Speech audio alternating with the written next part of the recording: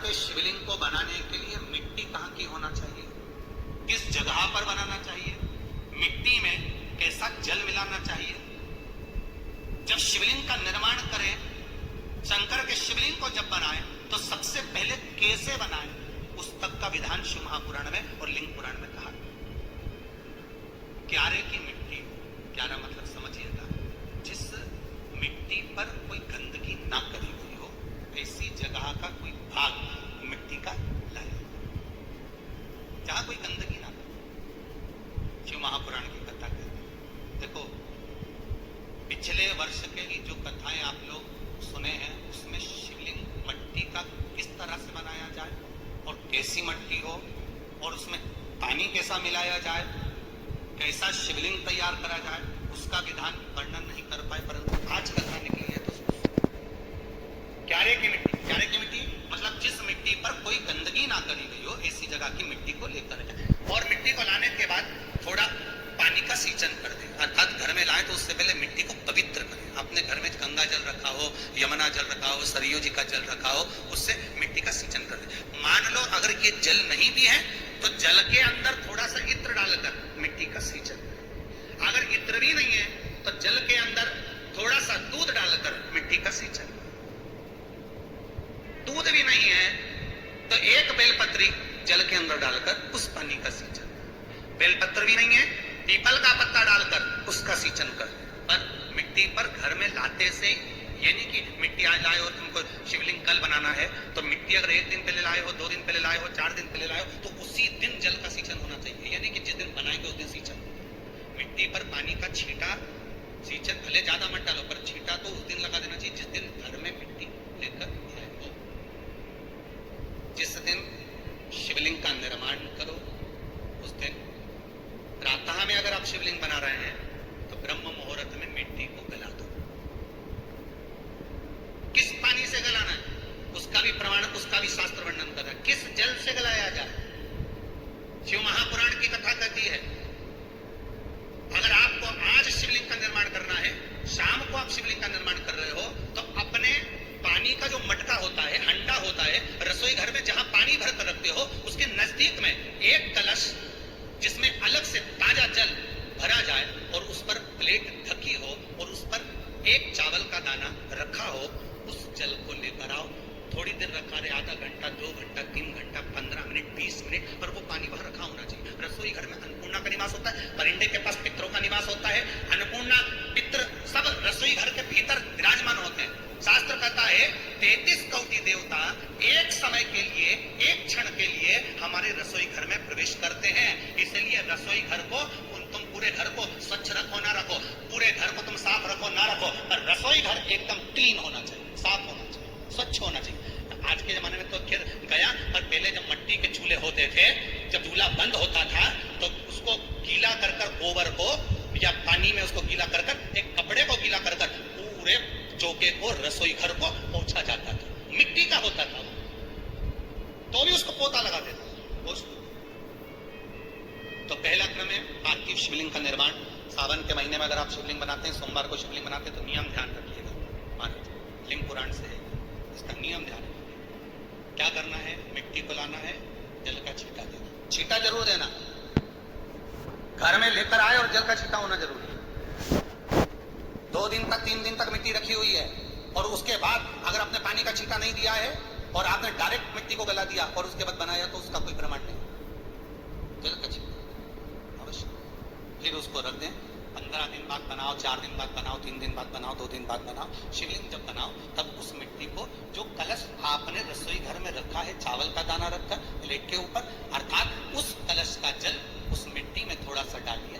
क्यों डाला जाता है उसका भी भाव वर्णन किया है। अब भविष्य पुराण, स्कंद पुराण और अग्नि पुराण, इन तीनों से ले लिया गया। वर्णन किया गया, जब उस कलश का जल हम डालते हैं तो उस कलश में पितरों का भाव आ जाता है, अन्नपूर्णा का भाव आ जाता है, घर में लक्ष्मी का भाव आ जाता है, संपदा का भाव आ जाता है। पूरे 24 घंटे के अंदर एक क्षण के लिए रसोई घर में 33 कोटि देवता आते हैं, तो वो देवता का सारा भाव उस कलश के अंदर आ जाता है। और वो जल जब हम उस मिट्टी में मिलाते हैं तो गंगा, यमुना, सरयू, सरस्वती, ये 33 कोटि देवता में, तो इन सब का आनंद उस जल में आ जाता है। और वो जल जब हम मिट्टी में मिलाते हैं तो मिट्टी पवित्र हो कैलाश अधिपति को स्वीकार करने के लायक हो जाती है, निर्मित करने के लायक। शिवलिंग का निर्माण। अब शिवलिंग का निर्माण कैसे करना? मिट्टी में गला दिया पानी में।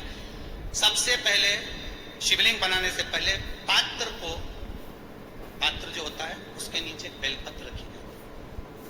क्या रखना है? एक बेलपत्र।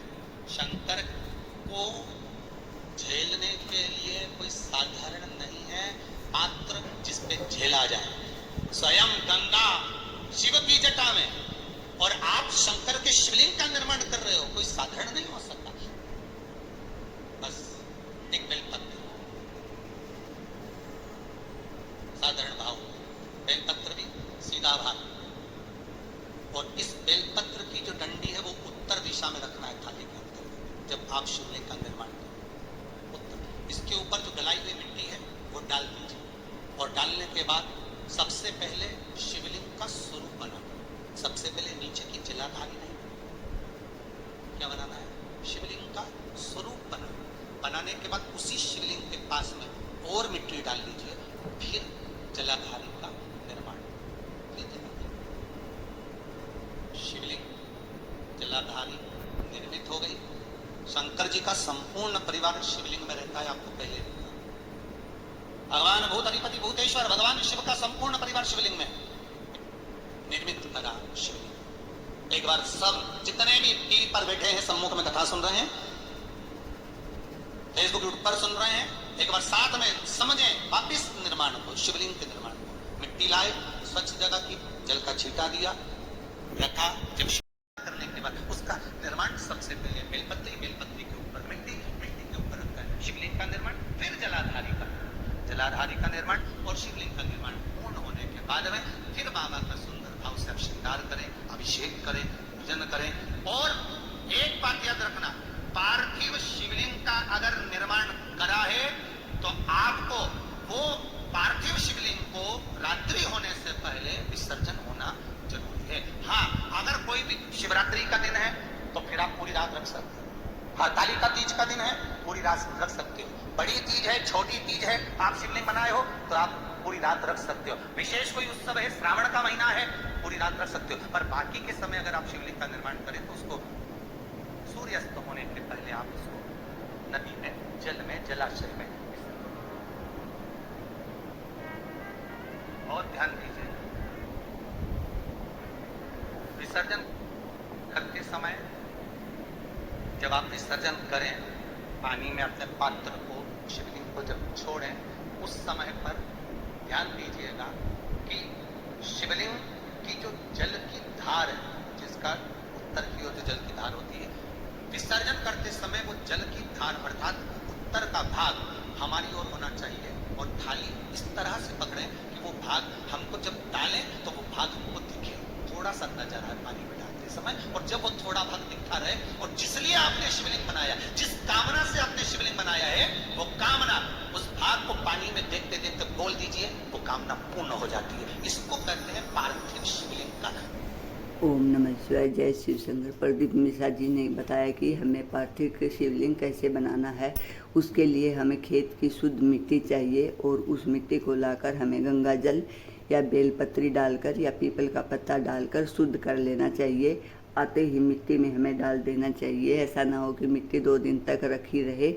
फिर हमें शिवलिंग का निर्माण करना चाहिए, और शिवलिंग का निर्माण करने के बाद हमें अगर कोई बड़ा त्यौहार नहीं है तो शिवलिंग को घर पे नहीं रखना चाहिए, उसे शाम के समय ही जल में समर्पित कर देना चाहिए। और जिस समय समर्पित करें, हमें जो शिवलिंग की जल की धार है वो अपनी तरफ करके अपनी मनोकामना बोलकर हमें पानी में प्रवाहित करना चाहिए, क्योंकि उससे ही हमारी मनोकामना पूरी होगी। प्रदीप मिश्रा जी ने बताया कि शिवलिंग का निर्माण कैसे करते हैं और कितना बड़ा शिवलिंग होना चाहिए, कैसा होना चाहिए। अगर आप भी प्रदीप मिश्रा जी के उपाय करना चाहते हैं तो मुझे लाइक, कमेंट और फॉलो करें। मेरा चैनल है धार्मिक वीडियो पूनम शर्मा, हरियाणा। ओम नमः शिवाय। जय शिव शंकर। प्रदीप मिश्रा जी के उपाय बहुत ही अचूक और अच्छे होते हैं। अगर आपकी ज़िंदगी में भी कोई परेशानी चल रही है तो आप ये उपाय करके अपनी सभी मनोकामना पूरी कर सकते हैं।